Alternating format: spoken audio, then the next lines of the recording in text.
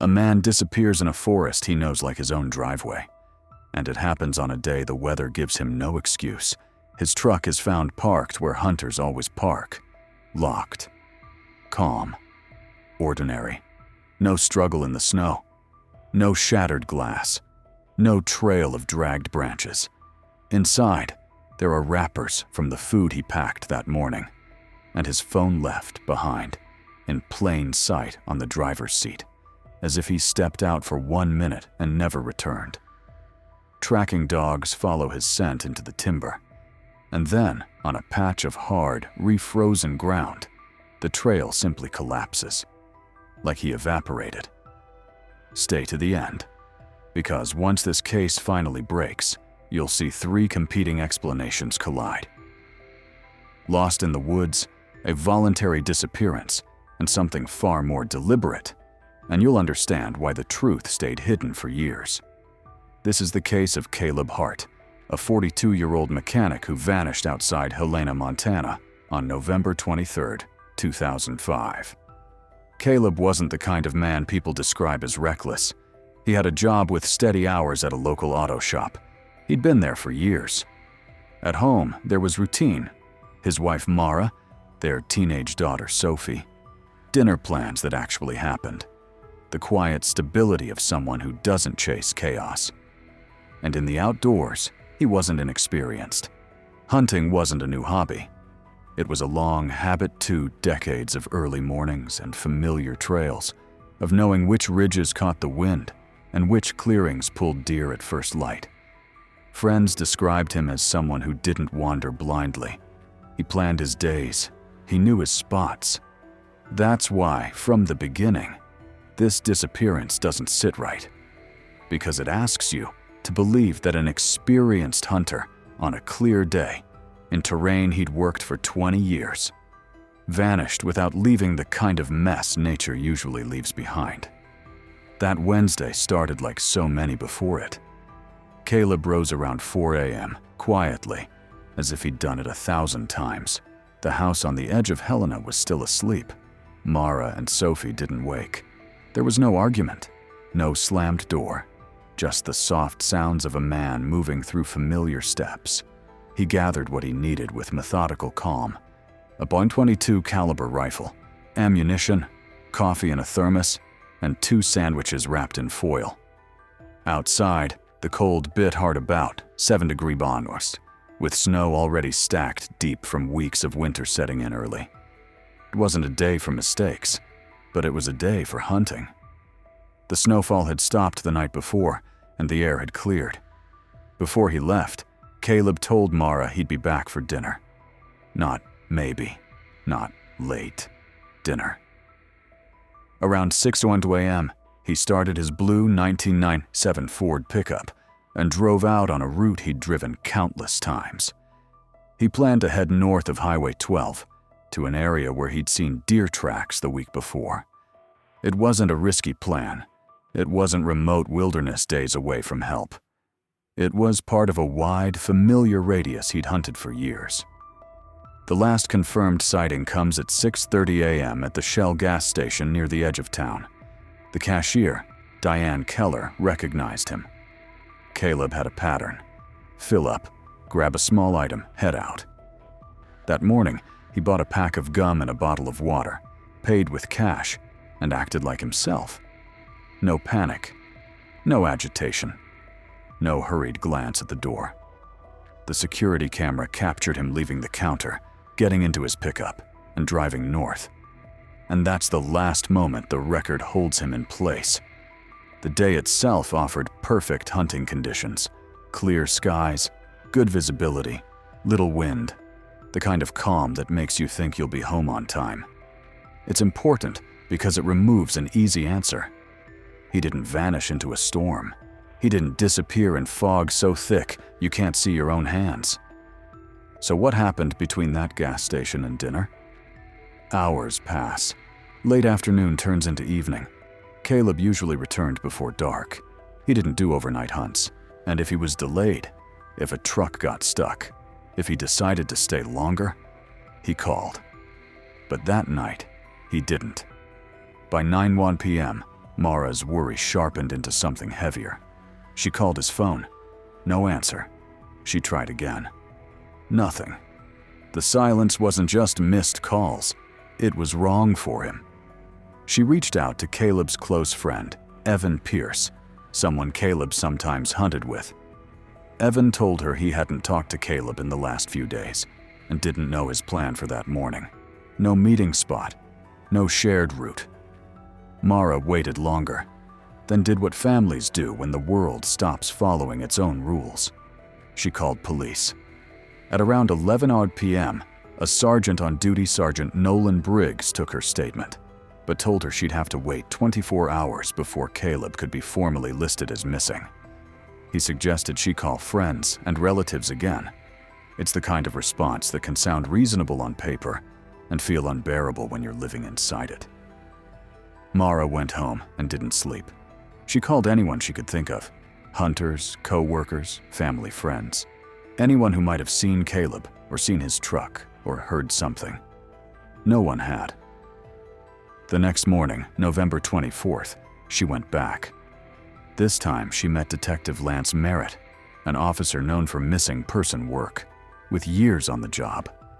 He didn't treat this as a routine late return. People had gone missing in these woods before. Usually it ended in injury, exposure, or disorientation. Merritt took the report seriously and moved quickly. A search operation was scheduled for noon that same day. The local volunteer rescue team was called in, led by Warren Cross, a veteran in wilderness searches. The team had 12 people, men and women, used to grid patterns and rough terrain, and they brought 2 tracking dogs, trained to follow a scent even after a day had passed. Their first goal wasn't dramatic, it was practical. Find the truck. Searchers checked parking areas, side roads, pull-offs places. Hunters used as entry points. They worked outward in the direction Caleb had driven north that morning.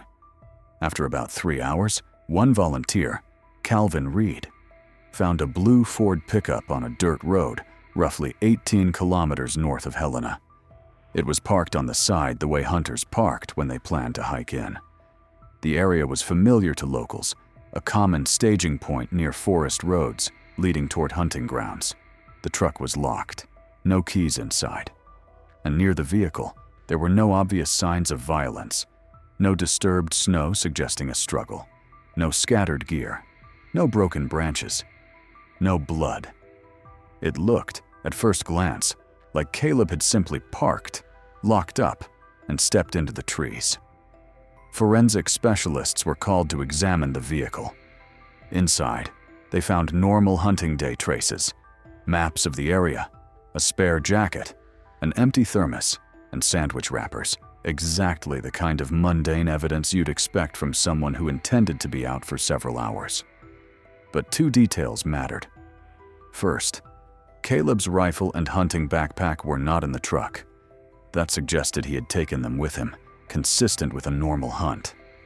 Second, his cell phone was sitting on the driver's seat, not under the seat, not lost in a cup holder, not forgotten in a coat. It was placed where you'd see it instantly when you opened the door. Ask yourself a small question here. Who goes into winter woods without a phone, when the only thing separating late return from fatal mistake can be a single call? The phone records showed the last incoming call was from Mara the previous evening, around 8:30 p.m., long after Caleb had already vanished. Then the search turned toward the forest. The dogs started at the truck, caught Caleb's scent, and led the team along an older hunting trail. For about 1.5 kilometers, the trail was strong and consistent.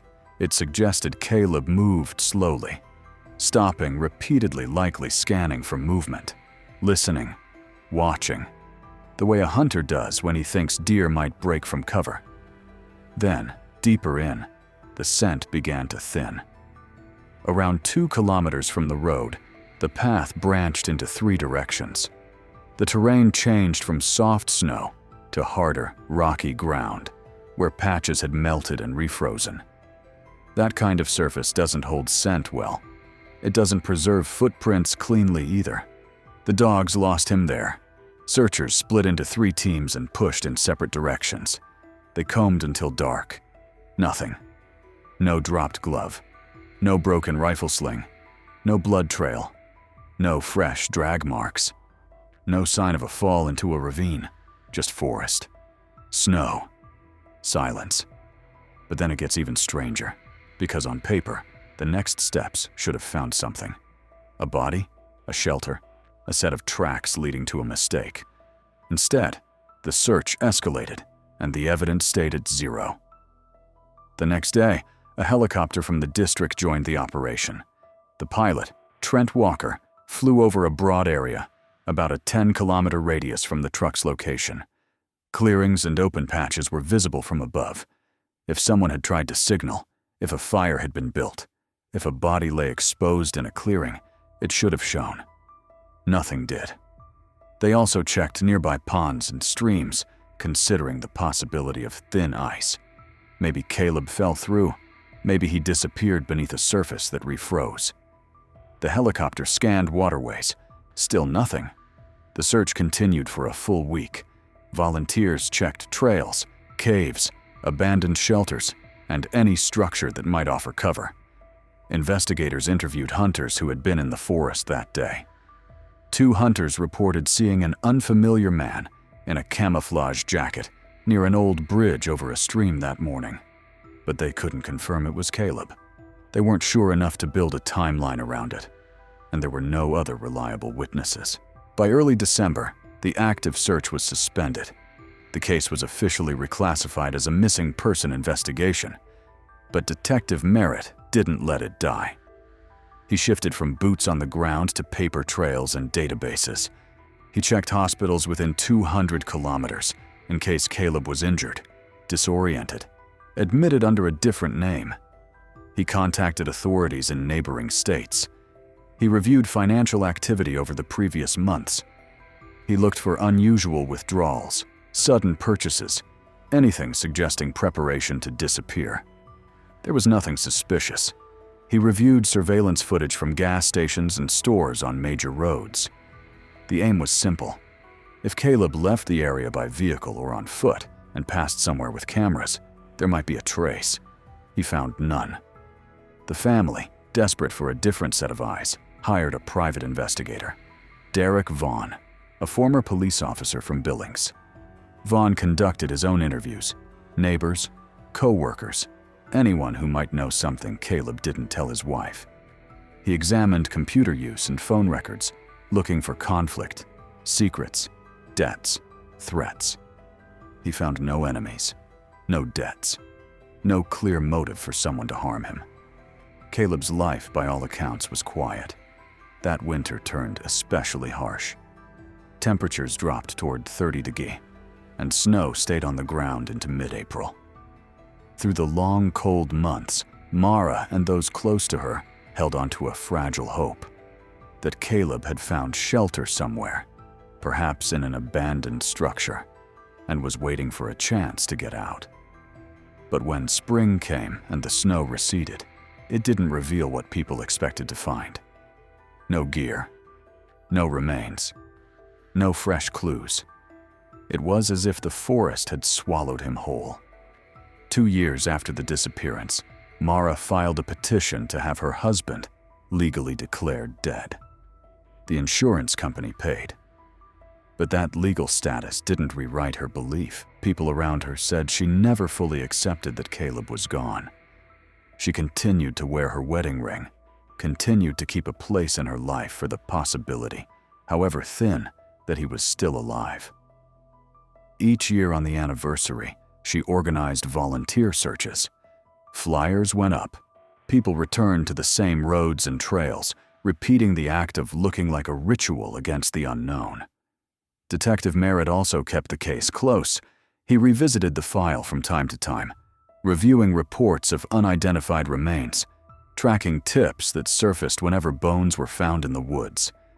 Again and again, the leads turned out to be animal remains or old fragments unrelated to Caleb. 3 years passed like that.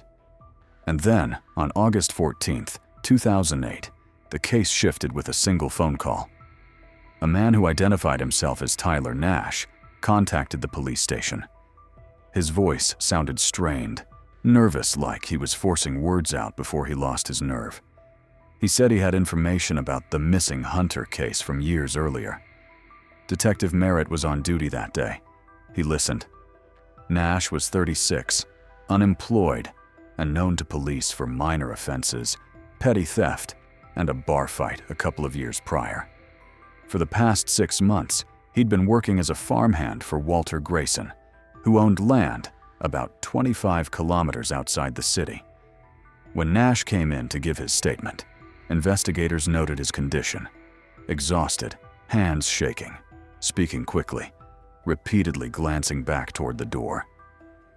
Nash said that about a week earlier, he overheard a conversation between his employer, Grayson, and a stranger near an old barn on the property. The men were talking about needing to remove something before a land inspection began. One of them mentioned the name Caleb and said he had been hanging there for 3 years. Merritt didn't accept it blindly. A claim like that could be invented for attention, or for a reward, or to deflect from some other trouble. But in 3 years, it was the first time anyone offered a specific location tied to Caleb's fate. So Merritt looked into Walter Grayson. Grayson's farm sat in a hilly area about a half-hour drive from where Caleb's truck had been discovered back in 2005. He owned around 200 acres and kept cattle and horses. He lived alone after a divorce and had a reputation for being withdrawn. Neighbors said he rarely came to town and kept his distance. A database check showed no serious offenses, just minor issues, like a speeding ticket years earlier and a complaint about loud music. On the surface, he didn't look like a man tied to murder. And here's the detail most people miss.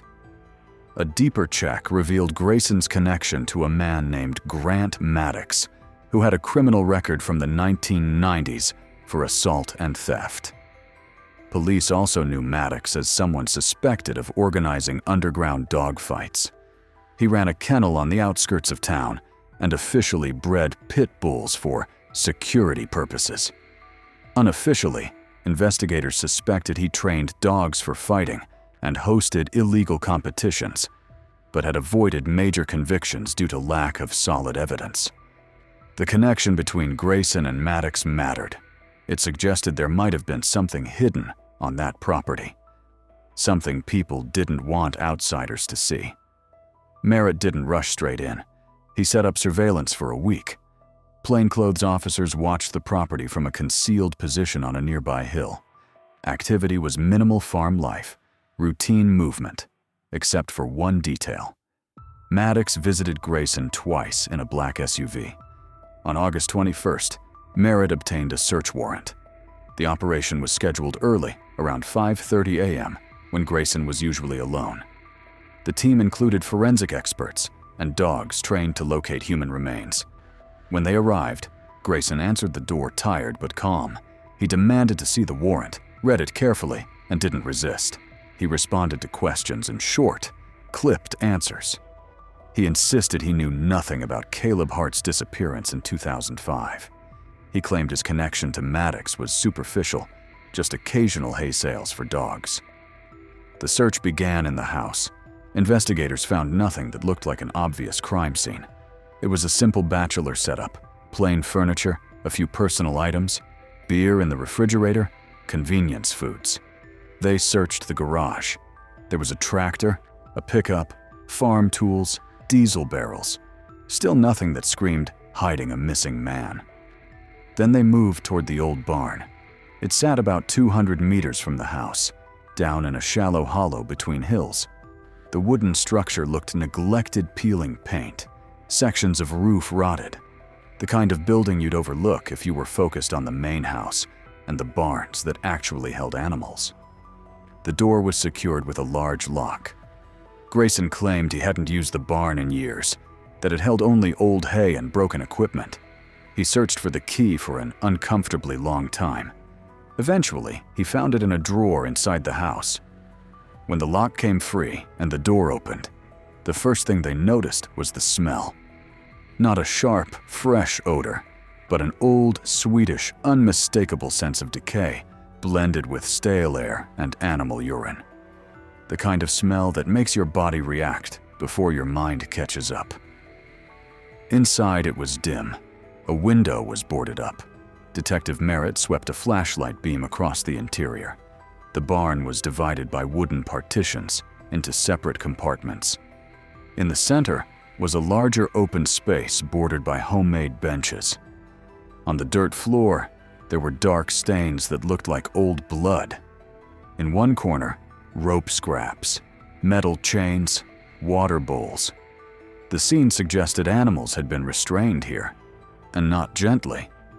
A search dog, brought specifically for human remains, moved quickly, nose low, circling corners and partitions. After a few minutes, the dog stopped in a far corner and began to whine, looking upward. Merritt followed the gaze with his flashlight, lifting the beam to the rafters. Something hung near the ceiling, wedged between beams. A bundle wrapped in tarp and rope. Firefighters brought a ladder. An officer climbed carefully and examined the bundle without disturbing it. The tarp was dirty and torn in places. Through the holes, fragments of clothing were visible and what appeared to be bone. They photographed the bundle where it hung. Then forensic specialists arrived and took over. A senior expert, Dr. Miles Carver, supervised the removal. The team worked slowly, documenting each motion to preserve evidence. They lowered the bundle to the dirt floor and unfolded the tarp in the presence of detectives and forensic staff. Inside were human remains, the skeleton of an adult male, dressed in the remnants of camouflage clothing. The hands were bound behind the back with wire. There were marks on the neck consistent with a rough rope. The skull showed cracks near the temple region. Several ribs were broken. In a jacket pocket, they found a wallet. The driver's license inside, damaged by moisture, but still readable, identified the man as Caleb Hart. Near the body were two personal items, a hunting knife in a leather sheath and an engraved metal flask. Mara later identified both as Caleb's. The barn became a full crime scene. Forensic staff collected samples from the floor, photographed the space systematically, and seized ropes and chains for lab analysis. In one partition, they found a metal plate burned with the shape of a dog's head, an emblem investigators associated with underground dog-fighting groups. Walter Grayson was arrested that day. He refused to answer questions without a lawyer. Grant Maddox was arrested the next morning at his home. He did not resist, and according to investigators, he immediately indicated he wanted to cooperate and negotiate. Now, the most important part. The remains were formally identified as Caleb's. Age and physical characteristics matched. Dental analysis confirmed it. A forensic pathologist concluded Caleb died from suffocation and that he suffered multiple injuries before death. The skull and rib fractures were consistent with blunt force trauma, potentially caused by something like a bat or metal pipe. Evidence on the bones of the hands suggested restraint consistent with wire or handcuffs. The estimated time of death was placed in November 2005, aligning with Caleb's disappearance. So the missing man was no longer missing. But the story of how he ended up in that barn was still contested until Maddox spoke. On September 3rd, Maddox's lawyer contacted the prosecutor's office. Maddox offered testimony in exchange for a reduced sentence. The prosecutor, Helena Ward, agreed to hear him, but did not promise leniency without a complete picture and corroboration. According to Maddox, the killing was not originally planned. He claimed it began when Caleb stumbled onto an illegal dogfighting event taking place in Grayson's barn on November 23, 2005. Maddox said these events were staged roughly once a month, with participants traveling from different cities across the state. He claimed there were about 20 people present that day, placing bets that could reach several $1,000s per fight. He claimed that around 10:30 a.m., while fights were underway, an unfamiliar man in camouflage entered the barn carrying a firearm. Maddox identified the man as Caleb. Maddox alleged Caleb appeared confused and tried to leave, but was stopped by two attendees. The fear, Maddox claimed, was simple. A witness could go to the police and expose the operation. Maddox had a prior record and, according to his account, believed another case could mean serious prison time. Maddox said Caleb tried to reassure them he wouldn't report anything, but the group didn't trust him. Maddox alleged Caleb was restrained and kept in one of the barn compartments while they argued about what to do. He claimed the event ended and most spectators left. Only a smaller group remained: Maddox, Grayson, and two associates, Kyle Benton and Noah Rusk. Maddox claimed the four argued for hours. By evening, he said they concluded Caleb could not be released because the risk of exposure was too high. Maddox stated Caleb was beaten with bats in an attempt to intimidate him, and despite Caleb agreeing to stay silent, Maddox claimed he did not believe him. Maddox said that around midnight, Caleb was strangled with a rope. Maddox further claimed they decided not to bury the body to avoid leaving evidence on the land. Instead, he alleged Grayson suggested suspending the body from the barn ceiling, wrapped in tarp, believing no one would look there and time would erase the remains. And then, according to Maddox, they staged the disappearance. Maddox claimed Caleb's truck was driven into the forest and abandoned on the dirt road where it was later found, positioned to support the story that Caleb walked into the woods and never came out. Maddox claimed they left Caleb's phone inside the vehicle to reinforce that impression. Investigators did not rely on the story alone. They attempted to verify it. Maddox's account was subjected to a lie detector test. Investigators reported the results were consistent with truthfulness. During a search of Maddox's home, police recovered a baseball bat with dried blood. Forensic testing linked that blood to Caleb.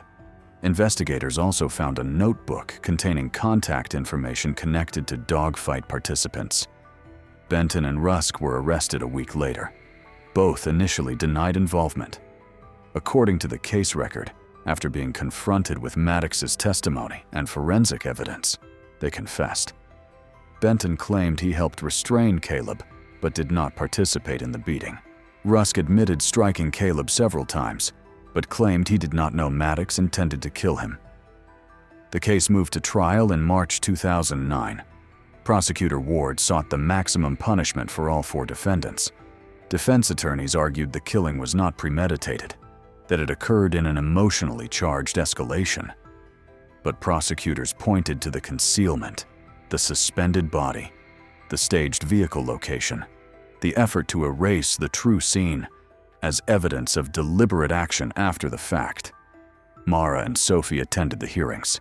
Mara testified about Caleb's character, describing him as a man who didn't seek conflict, who didn't deserve to die the way prosecutors described. Sophie, 17 by then, struggled through the testimony, listening to the details of what happened to her father. After 2 days of deliberation, the jury returned verdicts. Grant Maddox was convicted of first-degree murder with aggravating circumstances and was sentenced by Judge Warren Hale to life in prison without the possibility of parole. Walter Grayson was convicted as an accomplice and received life in prison, with the possibility of parole after 30 years. Kyle Benton and Noah Rusk were sentenced to 25 years each. The court considered their confessions and expressions of remorse, but emphasized they did not prevent the crime, even though they could have. Tyler Nash, the farmhand whose tip led police to the barn, received a suspended sentence for aiding in the concealment of the crime. Grayson's farm was later sold at auction, and the proceeds were awarded to Caleb's family as compensation. The old barn was demolished soon after the trial ended. Mara reportedly asked that the wood be burned, so no physical reminder of the place would remain. Detective Merritt was commended for solving the case and later promoted. Colleagues said the case stayed with him, a reminder that sometimes the most unlikely explanation is the one that survives evidence. Caleb Hart was buried in Helena City Cemetery beside his parents, A simple inscription marked the strange arc of the case.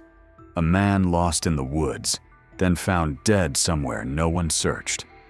And when you look back at the early days, the week of dogs and helicopter sweeps, the grid searches, the interviews, the empty clearings, there's a grim lesson.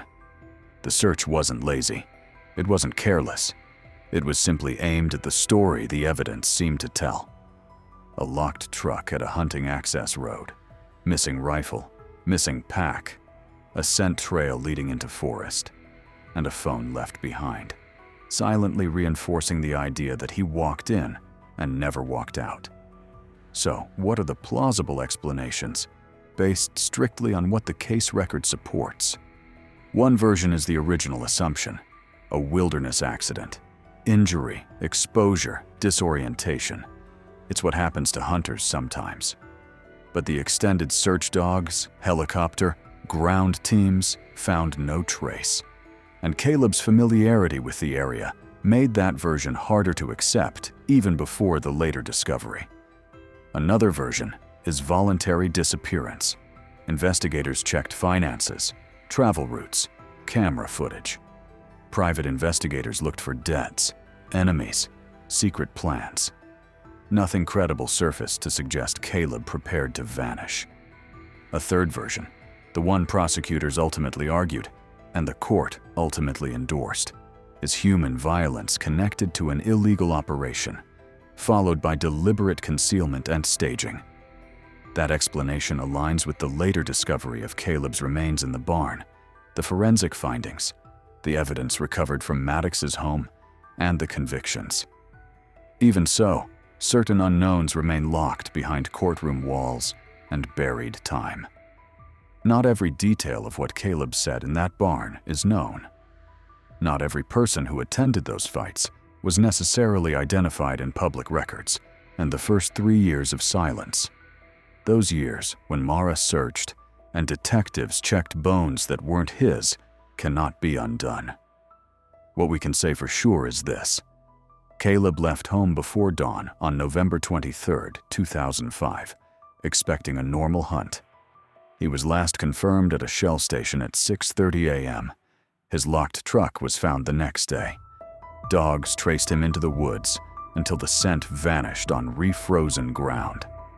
A week of searching found nothing. The case went cold for 3 years. Then a tip led police to a barn on a farm outside Helena, where Caleb's remains were found, suspended in tarp near the rafters. Forensics placed his death in the same window as his disappearance and determined suffocation with blunt force injuries beforehand. 4 men were arrested, prosecuted, and sentenced. And now I want to ask you, what do you think is the most chilling part?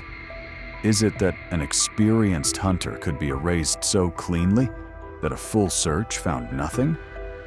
Or is it that the staging worked so well that everyone, including professionals, focused on the woods while the truth was under a roof the entire time? Do you think Caleb truly stumbled onto that farm by chance? Or do you believe there's a missing piece about how he ended up there? If you want more disappearance cases told in a calm, cinematic, true crime style, without sensationalism, subscribe.